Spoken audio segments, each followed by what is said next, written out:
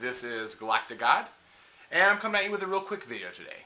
Now, some of you might have noticed that I buy a gargantuan amount of tins and cases and boxes and, packs and all that kind of stuff. And I get a crap ton of questions asking me, how the heck am I able to afford all these?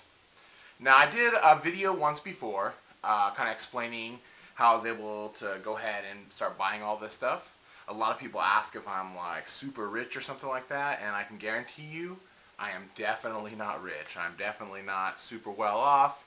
I work like a regular kind of job, 40 hours a week, and I go to school, full time, and just kind of live like a normal kind of standard life. I haven't got, a career kind of job or anything like that, so I'm not like a doctor or a lawyer or nothing, cool or nothing, nothing crazy like that.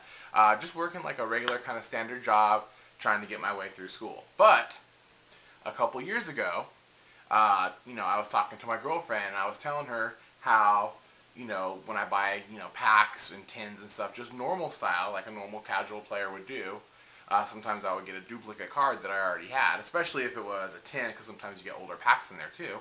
And if it was a good card, I would sell it on eBay and just make a couple extra bucks so that maybe the cost of the tin would go down a little bit because I recuperated some of my money. Kind of stuff that casual players would probably do. Or I would sell or trade extra cards at, local tournaments or just Yugi events in general, or just, friends and whatnot that I might have over.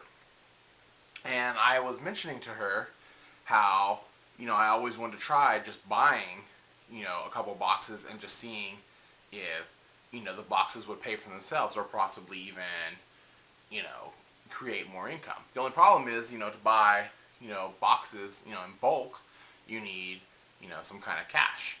You need the moolah.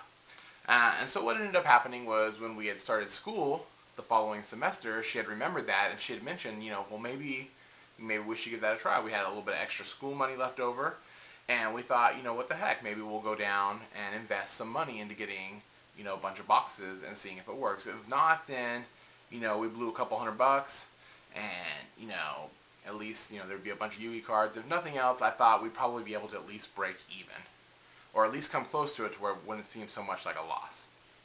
So what we had done is we went down to a place called Frankincense. It's out here in Southern California, which is where I live. And we had talked to some of the vendors, and we decided to buy, whatever the cases were that were hot right then.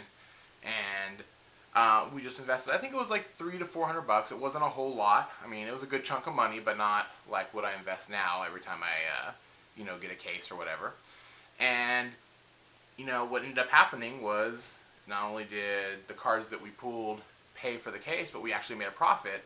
And I got to keep like a nice little chunk of, the cards that, were in there too, stuff that I might have been missing. I can't remember exactly which sets were out at the time. I think we bought,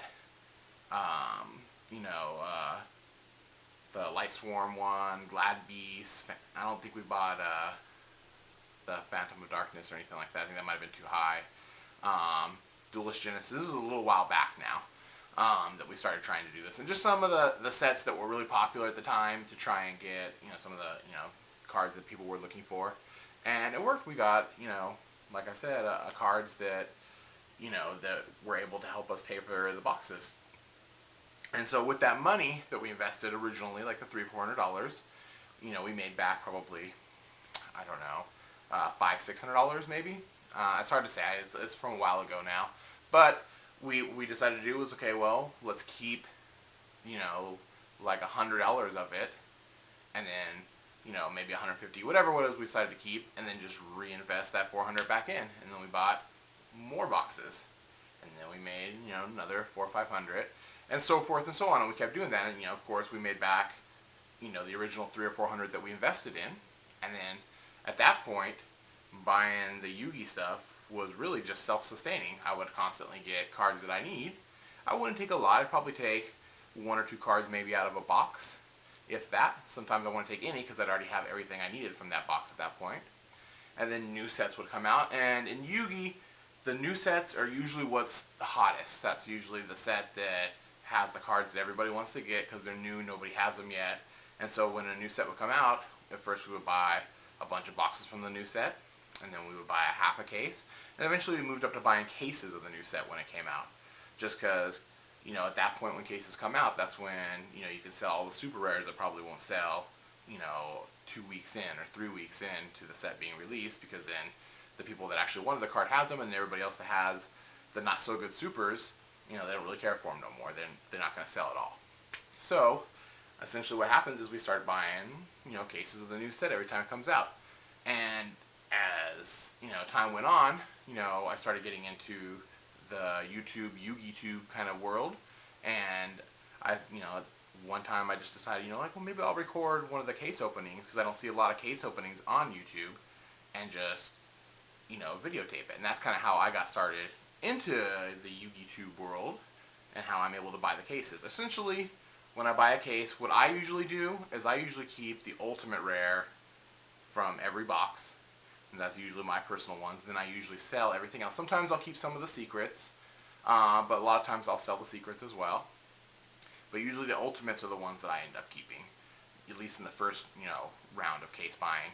And then usually if the set sells really well, we'll buy another case. But essentially what's happened now is that Yugi's become a self-sustaining hobby for me. I don't really invest any money into it anymore, other than the money that, buying the cases generates.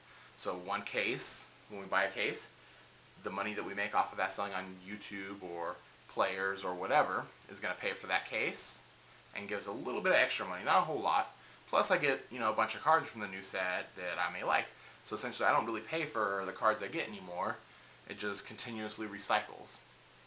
And that's what's kind of worked out pretty well for me. I get the cards that I want. I make a little bit of money. And, it don't cost me nothing really to play Yugi, which is kind of an expensive hobby. So it worked out pretty good for me.